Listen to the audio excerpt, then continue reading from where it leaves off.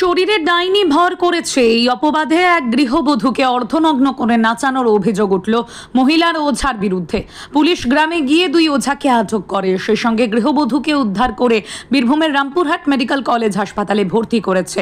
স্বামীকে আটক করেছে পুলিশ। ঘটনাটি ঘটেছে রামপুরহাট থানার মাসরা অঞ্চলের তাঁতবাঁধা গ্রামের রায়পাড়া ও ভুঁইয়াপাড়ায়। পুলিশ ও স্থানীয় সূত্রে জানা গিয়েছে, ওই এক গ্রামের গৃহবধূ দীর্ঘদিন ধরে মানসিক অবসাদে ভুগছিলেন। বহু চিকিৎসা করেও কোনো ফল মেলেনি বলে পরিবারের দাবি। এরপরেই গ্রামবাসীরা ওঝার শরণাপন্ন হন। ওঝা নিদান দেন গৃহবধূকে ডাইনি ধরেছে, তাকে সামনে এনে পুজো করলেই সব অসুখ সেরে যাবে। পুজোর জন্য মোটা অঙ্কের খরচ রয়েছে। সেই মতো দুই পাড়ার 50-60 ঘর থেকে চাঁদা তোলেন গ্রামবাসীরা। এরপরেই রবিবার সকালে সীমান্তবর্তী ঝাড়খণ্ড থেকে দুই ওঝা গ্রামে পৌঁছয়। গ্রামের হনুমান বেদিতে শুরু হয় পুজো। সেখানে নিয়ে আসা হয় ডাইনি সন্দেহে গ্রামের ওই গৃহবধূকে। এরপর গৃহবধূকে অর্ধনগ্ন করে সেখানে নাচানো হয়। ভিড়ের ঠাসা সেই দৃশ্য সকলেই উপভোগ করতে থাকেন। কিন্তু এই আদিম রীতির বিরুদ্ধে প্রতিবাদ করে রামপুরহাট থানায় ফোন করেন গ্রামের বাসিন্দা সন্তোষ মৃধা। খবর পেয়ে গ্রামে যায় বিশাল পুলিশ বাহিনী। তারা লাঠিচার্জ করে গ্রামবাসীদের সরিয়ে দেয়। এরপরই মহিলা এবং তার স্বামীকে উদ্ধার করে রামপুরহাটে নিয়ে যায়। মহিলাকে ভর্তি করা হয় হাসপাতালে।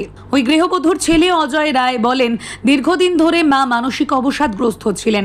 আমরা অনেক চিকিৎসা করিয়েছি, কিন্তু কোনো লাভ হয়নি। তাই গ্রামবাসীরা মিলে ওঝা ডেকে রোগ দূর করাচ্ছিলাম। ওঝা আমাদের ভালোর জন্যই করছিল।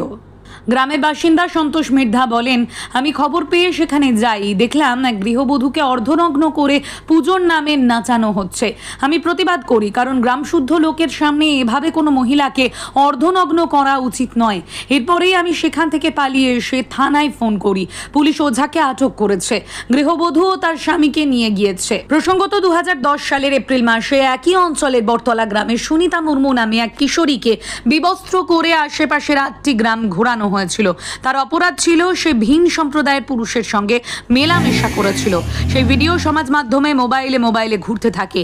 এ নিয়ে সারা দেশ তোলপাড় হয়ে যায়। কিশোরী পুলিশের কাছে অপরাধীদের চিনিয়ে দেওয়ায় তাকে পরের বছর সাহসিকতার পুরস্কার দেন প্রয়াত প্রধানমন্ত্রী মনমোহন সিং। একই অঞ্চলে অনেকটা একই ঘটনার পুনরাবৃত্তি হওয়ায় এলাকার মানুষের সচেতনতা নিয়ে প্রশ্ন উঠতে শুরু করেছে। আমি এখানে তাঁতবাঁধা গ্রামের বাসিন্দা। কি নাম? আমার নাম সন্তোষ মৃধা।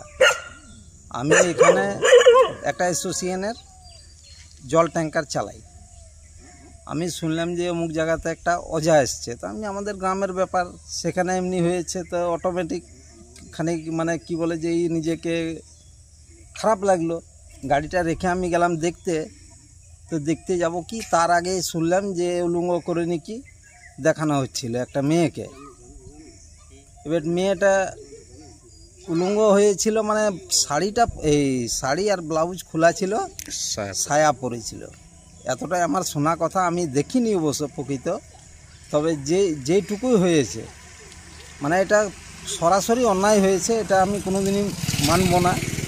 এটা একদম মানে সম্পূর্ণ ভুল। এটা ভুল বশত এমনি করেছে। তারপর গেলাম আমরা, যে ওখানে প্রতিবাদ করলাম, যেমনি করছিস কেন বা কেন করবি।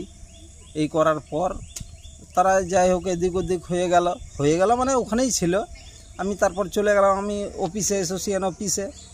এরপর ফোন করলো, বড়বাবু এলো, তারপর বিডিও সাহেব এলো, এসডিপিও এসেছিলেন। এসে এখানে যাই হোক ওই ওঝা দুটোকে আর যাকে উলঙ্গ করেছিল তার মা বাবাকে তুলে নিয়ে গিয়েছে। সাথে উপপ্রধান গিয়েছে, যে মহিলা পুলিশ নেই বলে উপপ্রধানও যাবে। এখনকার যুগে এরকম ঘটনা দেখা যাচ্ছে, কি বলবেন?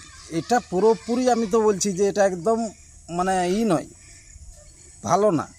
এখনকার দিনে আর সেই অন্ধবিশ্বাস চলে না। এখন যা করেছে সেটা মানে সম্পূর্ণ ভুল করেছে। আজ ওই মেয়েটাকে অমনি করেছে, সেটাও একটা মেয়ে ছেলে ওঝা। আর মেয়ে ছেলে হয়ে যে একটা মেয়ে ছেলেকে ওইভাবে যে উলঙ্গ করে দেখানো, মানে সেও তো একটা মহিলা, কিন্তু সেটা করা উচিত না। যে ওঝাটা এসেছিল সে কি মহিলা? সেও মহিলা। কোথা থেকে এসেছিল? ও এসেছিল ঝাড়খণ্ড থেকে। কোন গ্রামের নাম বলতে পারবো না, তবে ঝাড়খণ্ড থেকে এসেছিল। কী নাম আপনার? আমার নাম সন্তোষ মৃধা। আমি উপপ্রধানের বাবা।